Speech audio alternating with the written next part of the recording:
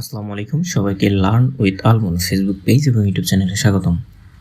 আজকের ক্লাসটি খুব ইম্পর্ট্যান্ট এবং আজকের ক্লাসটি নিচ্ছি যারা এইচএসসি 2025 এর ক্যান্ডিডেট আছে তাদের জন্য। আর আজকের ক্লাসটি ইংলিশ ফার্স্ট পেপারের প্রাইমারি সাজেশন নিয়ে হাজির হয়েছে এবং এই সাজেশনটা তোমাদেরকে আমি চূড়ান্ত সাজেশন হিসেবে দিচ্ছি। আশা রাখা যায় এই সাজেশন থেকে তোমরা সর্বোচ্চ কমন পাবে। তো এখানে সর্বপ্রথম ইম্পর্টেন্ট প্যাসেজগুলো দিয়েছি। ইম্পর্টেন্ট প্যাসেজগুলো এখানে আমি নিচেই লিস্ট আকারে দিয়েছি, তো তোমরা এখান থেকে দেখে নাও। আমি জাস্ট স্ক্রল ডাউন করতে করতে যাচ্ছি আস্তে আস্তে, তো তোমাদের দেখতে সুবিধা হবে এবং দেখে নিও কোনগুলো তোমাদেরকে পড়া জরুরি।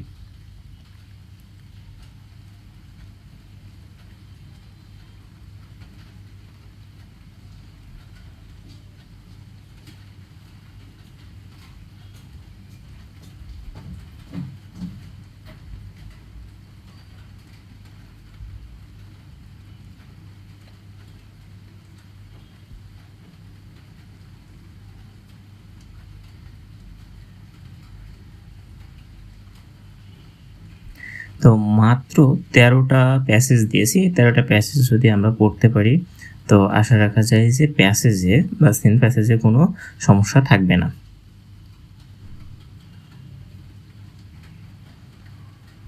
তারপরে আমি সামারি রাইটিং নিয়ে আলোচনা করেছি। সামারি রাইটিংয়ে প্রথমে মাত্র 4টা আমি টপিক দিয়েছি। 4টা টপিক যদি ভালোভাবে করে দিতে পারো তাহলে সামারি রাইটিংটা খুব ভালোভাবে হয়ে যাবে, ঠিক আছে।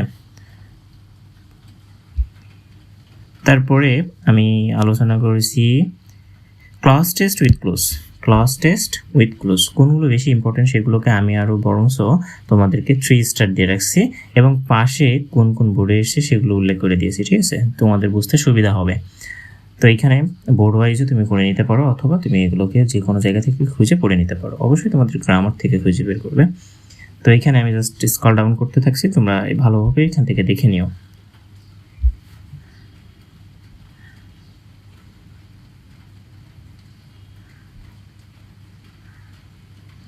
ক্লজ টেস্ট উইথ ক্লোজ অনেকগুলো দিয়েছি, সবগুলোই ইম্পর্ট্যান্ট এবং সবগুলো পড়তে হবে।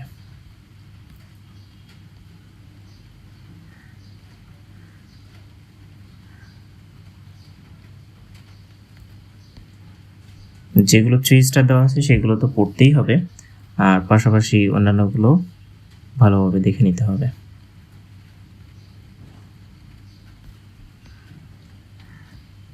তো তারপরে আলোচনা করেছি ক্লাস টেস্ট উইথাউট ক্লো। তো এইখানেও যেগুলো বেশি ইম্পর্টেন্ট সেগুলোকে আমি কি করছি 3 স্টার দিয়ে রাখছি। 3 স্টার দেওয়া যেগুলো সেগুলো বেশি মনোযোগ দিয়ে পড়বে, সবগুলোই পড়তে হবে। তারপরে 3 স্টার দেওয়া যেগুলো সেগুলো বেশি মনোযোগ দিয়ে পড়তে হবে। আমি স্ক্রল ডাউন করতেছি, তোমরা ভালোভাবে এখান থেকে দেখে নাও।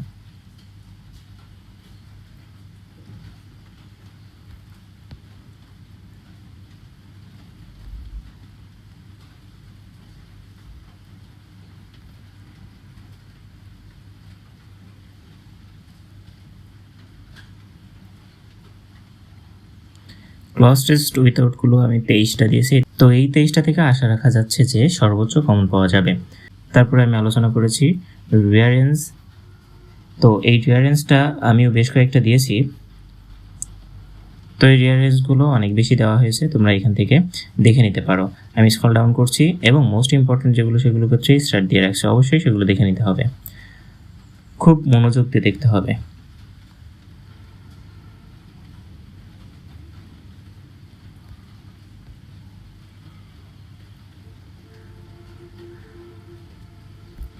দেখতে পাচ্ছ এগুলো 3 স্টার দেওয়া আছে। এই 3 স্টার দেওয়াগুলো কিন্তু খুব বেশি ইম্পর্টেন্ট, তো এইগুলো কিন্তু ভালোভাবে দেখে নিতে হবে। ওকে, কোনোটা স্কিপ করে রাখা যাবে না, সবগুলো ভালোভাবে পড়তে হবে।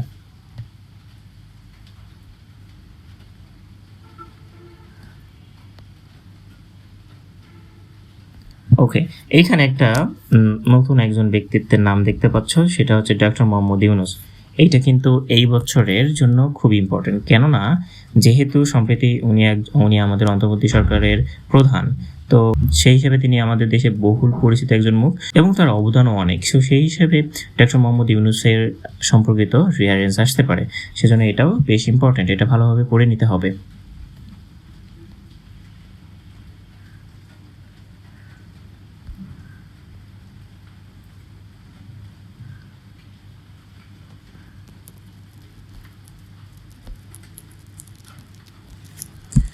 তো তারপরে আলোচনা করা হয়েছে গ্রাফ অথবা চার্ট থেকে। এখানে বেশ কিছু টপিকের উপরে আমাদেরকে গ্রাফ অ্যান্ড চার্ট পড়তে হবে। তার মধ্যে আছে the choice of profession by educated people in our country. তারপর হচ্ছে time allocation of students daily activities. তারপর হচ্ছে the export sectors in Bangladesh that foreign currency. The gradual rate of the internet user in Bangladesh, the sources of air pollution in a city, the number of people living below the poverty line, the selling rates of 7 types of books in Ekushe Boi Mela, the number of mobile phone and internet user in Bangladesh, the percentages of travelers in Bangladesh traveling in different transportation per day. So এইগুলো আমাদেরকে পড়ে নিতে হবে। কিসের জন্য এগুলো পড়তে হবে আমাদেরকে? Graph and chart. এই গ্রাফ অ্যান্ড চার্টগুলো পড়তে পারলে আশা রাখা যায় যে এখান থেকে কমন পেতে পারি। ঠিক আছে, তার মধ্যে বেশ কিছু কিন্তু আমি এখানে 3 স্টার দিয়ে রাখছি, 2 স্টার দিয়ে রাখছি, এগুলো পড়ে নিতে হবে। তারপরে আমরা এখন আলোচনা করব কমপ্লিটিং স্টোরি নিয়ে। কমপ্লিটিং স্টোরি কোনগুলো দিয়েছি সেটা একটু দেখে নাও, এবং 3 স্টার দিয়ে এগুলো দেওয়া, সেগুলো তো মাস্ট বি পড়তেই হবে। প্রথমে দেওয়া আছে the honesty of a school girl, nobody believes a liar, money cannot bring happiness, the dove and the ant. তো বলছে অ্যান অনেস্ট রুট কাটার, থার্স্টিগুলো বেশ ইম্পর্টেন্ট আছে। A farmer and his wonderful goats, এটা টাইটেল কিন্তু ভিন্নভাবেও থাকতে পারে। A foolish crow and a cunning fox, a to mother, যেটা আমরা বায়াজিদ বোস্তামির গল্পটা জানতাম। A dreadful call at midnight, এটা হচ্ছে creative story. Perseverance is the key of success. What is play to one is death to another, এটা হচ্ছে সেই ব্যাঙের গল্পটা। তো dress doesn't make a man great, who will build the cat, এটা important আছে। গ্রাফসল লসল।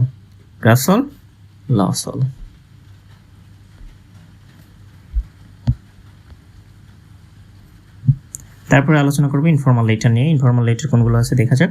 বলছে write a letter to your younger brother or sister about the importance of reading news paper. তারপর হচ্ছে write a letter to your friend congratulating him getting first prize in English debate competition or essay writing competition. Writing a letter to your younger brother or sister about the importance of learning English. Write a letter to your pen friend about your country. 5 number হচ্ছে write a letter to your friend telling him how to improve his skill in English and how to be a competent in English. তারপর হচ্ছে write a letter to your younger brother to refrain from smoking. তাহলে write a letter to your brother to refrain from smoking. 7 নম্বর হচ্ছে not to adopt unfair means in the exam. 8 নম্বর হচ্ছে write a letter to your friend about your preparation for the ACS examination, এটা বেশ important আছে। thanking him for birthday gift, এই লেটারগুলোকে আমাদেরকে ভালোভাবে পড়ে নিতে হবে। তো আশা রাখা যায় যে উপরে যেই সাজেশনগুলো আমি তোমাদের মাঝে শেয়ার করলাম, অবশ্যই এগুলো যদি আমরা কভার আপ করতে পারি তাহলে এইচএসসিতে সর্বোচ্চ কমন পাওয়ার নিশ্চয়তা থাকবে। পরবর্তী আপডেট সকল ক্লাস পেতে আমার ফেসবুক পেজ এবং ইউটিউব চ্যানেলটি সাবস্ক্রাইব করুন। ধন্যবাদ।